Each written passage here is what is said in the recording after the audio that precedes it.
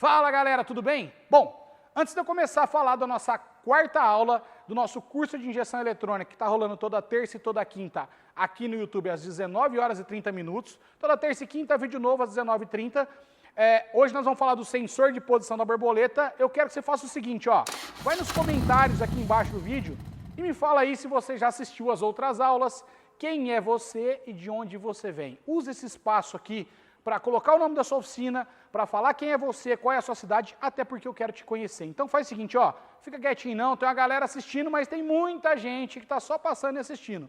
E eu quero te conhecer, mano. Então faz isso aí, se inscreve no canal e ativa as notificações. Beleza, na nossa aula de hoje, nós vamos falar do sensor de posição da borboleta do acelerador. Esse componente é um componente que está presente ainda nos carros, mesmo que esse veículo hoje esteja já trabalhando com um corpo de borboleta motorizado, o famoso TBI, né? Ou corpo de acelerador eletrônico, cada um chama de um jeito, depende da região. Mesmo que você esteja trabalhando com o tal do TBI aí, esse componente ele está presente. Nesse momento, nós vamos falar do potenciômetro comum, do que vinha instalado nos veículos mais antigos. Talvez você que começou a assistir esse vídeo e escutou falando isso agora, vai sair e vai falar assim, não, esse aí não quero saber não. Mas tem um conceito muito forte por trás disso, e para aprender um conceito mais complexo, primeiro você precisa aprender o conceito mais simples, que é o do potenciômetro da borboleta, que inclusive dá muito problema. E eu tenho certeza que eu vou falar de um negócio aqui, ó, que você talvez não saiba. Então fica aqui no vídeo e assiste até o final. Bom, o sensor de posição da borboleta do acelerador é o componente responsável por informar a central qual é a posição da borboleta, ou seja, quanto você pisou no acelerador lá e o cabo do acelerador puxou a borboleta e o quanto está aberta a borboleta, para ele fazer o cálculo de quanto de ar está entrando, passando pela borboleta. Obviamente que ele tem um outro sensor, que é o sensor MAP, que depois nós vamos falar dele em outra aula, que também, com a informação do MAP mais o sensor de posição da borboleta, ele calcula o volume de ar que entrou para dentro do coletor de emissão, que obviamente pode estar entrando para dentro do cilindro. Então esse componente é muito importante por conta disso. É um componente muito comum de dar defeito, principalmente se o veículo pegou água e tudo mais, e ele é um componente da classe dos potenciômetros. Tá? Então o que seria um potenciômetro? Um potenciômetro é uma resistência, um resistor variável, onde eu tenho, normalmente nesse caso, ele é alimentado com aterramento, uns 5 volts, e um contato móvel que se movimenta por este componente, conforme eu acelero e puxo o cabo da borboleta e movimento aqui, o cabo do acelerador e movimento aqui a borboleta.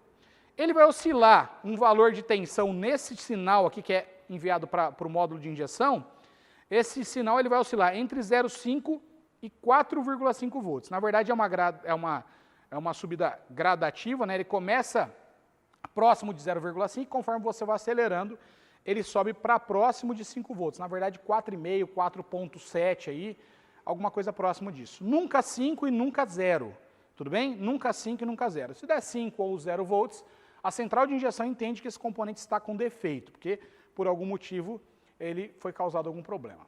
Bom, você vai encontrar ele, como eu já mostrei aqui, normalmente com 3 pinos, desconheço quando ele é um potenciômetro simples, nesse caso aqui, componentes que tenham mais do que 3 pinos e menos do que 3 pinos. Se ele tiver mais do que 3 pinos, muito provavelmente não é um potenciômetro simples, pode ser que seja um potenciômetro duplo, assim como você vai encontrar no pedal do acelerador, como você vai encontrar no corpo de borboleta motorizado, que são componentes que nós vamos falar nas próximas aulas.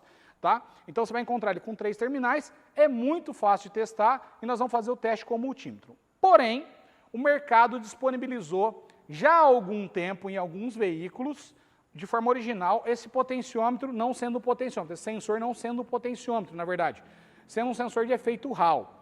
E aí, nesse caso, seria como se eu tivesse um componente, um sensor, no cantinho aqui, e aí eu tivesse um ímã se aproximando ou se afastando. Se você não assistiu a aula anterior do sensor de fase, vai lá e assista. Você vai perceber que no nosso teste lá, dependendo da posição que parava a roda dentada lá, ou na verdade a roda dentada não, o comando de válvulas, você tinha valores diferentes. Na verdade, eu fiz esse teste no sensor de efeito Hall para rotação e no sensor de fase São testes parecidos, você vai entender. Mas é como se eu tivesse um sensor aqui e o ímã estivesse se aproximando e se afastando desse sensor, e essa aproximação e afastamento desse sensor vai gerar um valor de sinal que também vai oscilar de 0,5 a 4 volts e meio.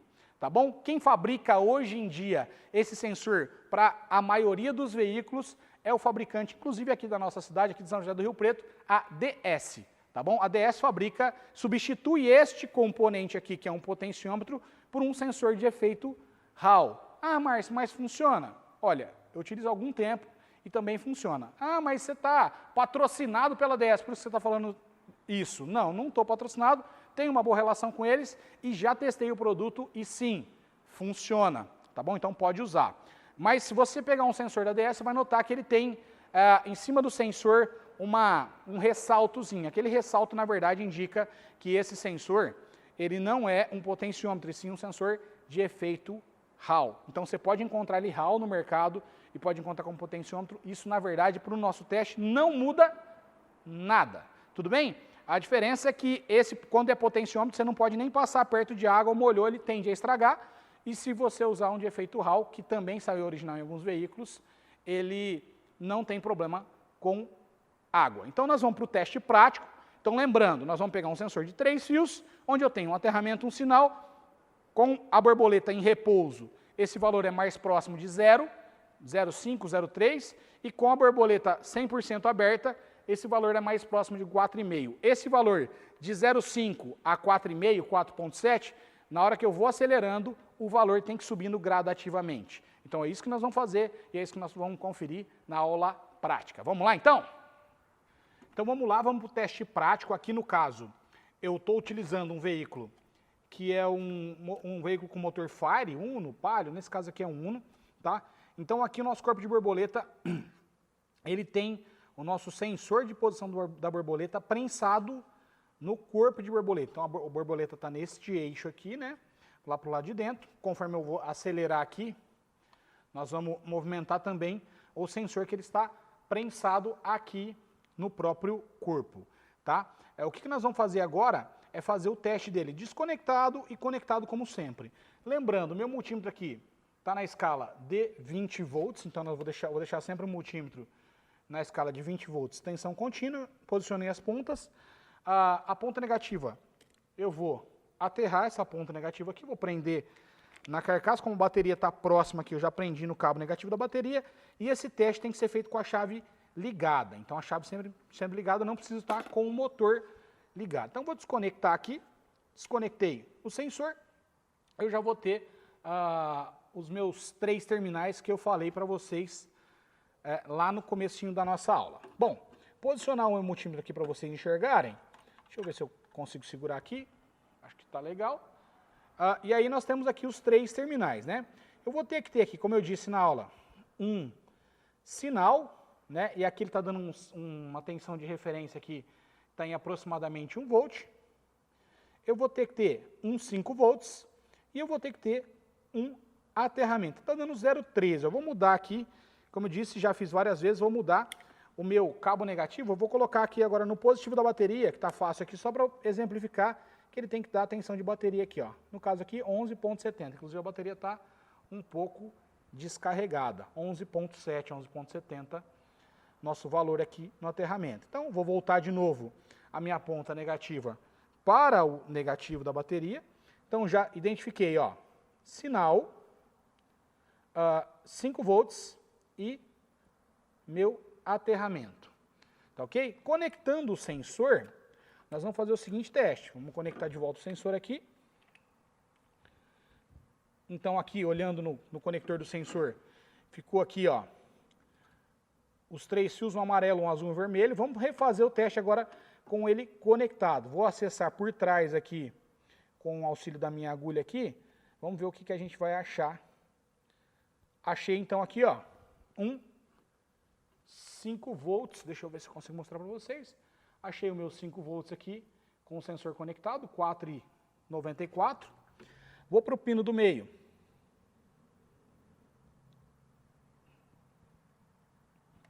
Achei o meu aterramento.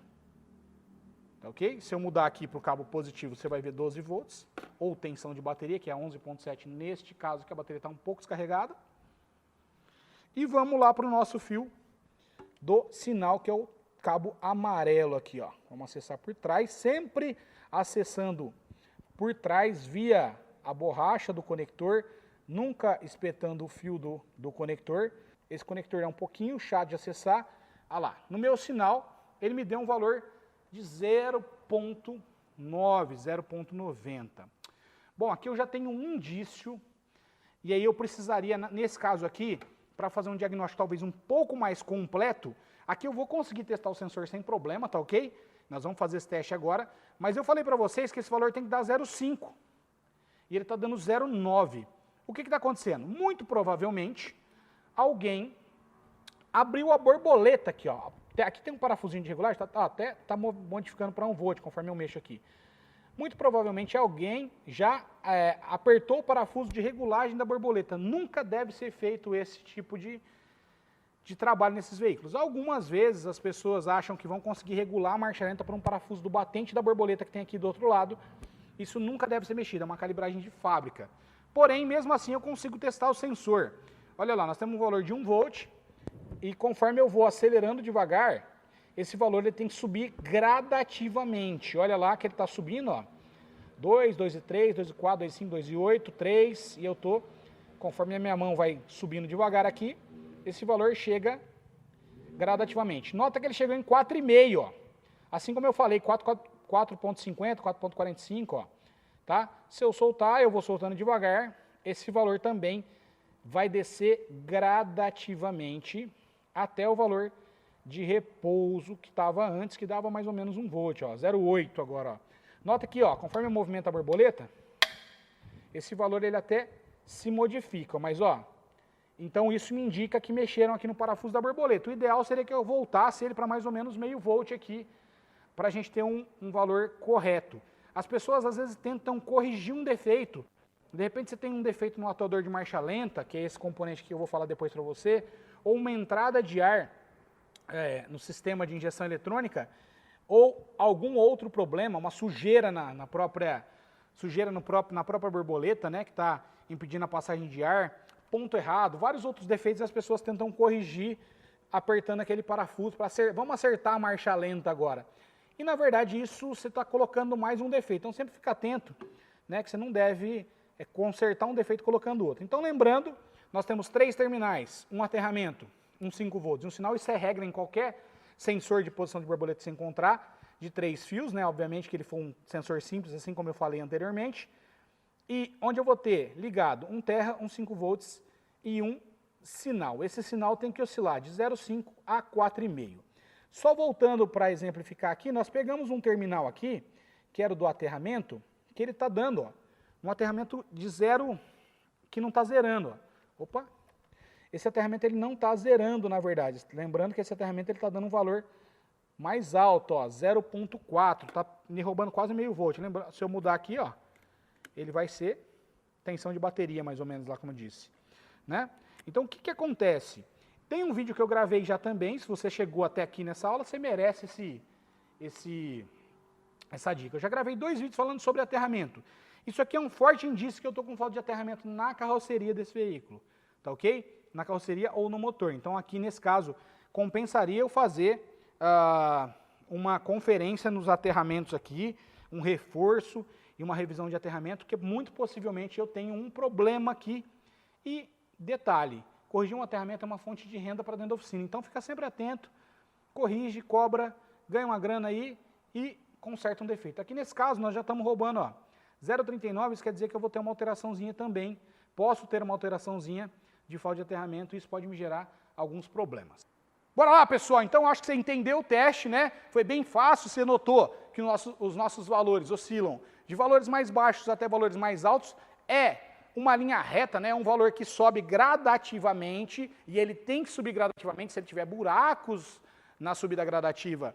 Isso pode me gerar avarias na injeção eletrônica e, consequentemente, eu vou entrar com o aparelho de scanner e vou identificar uma avaria ou não, pode ser que também não gere essa avaria, mas na aceleração você percebe um buraco na aceleração ou um corte conforme você está progredindo aí o acelerador. Como eu disse também, costuma ter esses problemas muito na posição que o motorista acelera mais, talvez em meia aceleração ali, você vai ter um desgaste maior na pista, esse desgaste maior vai fazer esse contato móvel isolar quando passar por ele. Tá ok? Na próxima aula, eu vou falar do corpo de borboleta motorizado. Então, a evolução depois que eu tirei esse componente simples e único da nossa borboleta do acelerador, foi um corpo de borboleta motorizado e, neste caso, eu uso um sensor duplo, tá bom? Então, nós vamos falar na próxima aula. Não se esqueça, toda terça e toda quinta-feira, aulas 19h30, e você vai fazer o seguinte, obviamente, vai dar um like aí, curte, compartilha essa aula com seus amigos, se inscreve no canal se você ainda não se inscreveu e lembra que eu falei no começo do nosso vídeo aqui para você colocar aí de onde você é, quem é você, qual é a sua cidade, o nome da sua oficina, o que você faz. Se você está começando agora, escreve aí também. Eu quero saber quem é você. Beleza, pessoal? Muito obrigado, um abraço e valeu. Até a próxima aula.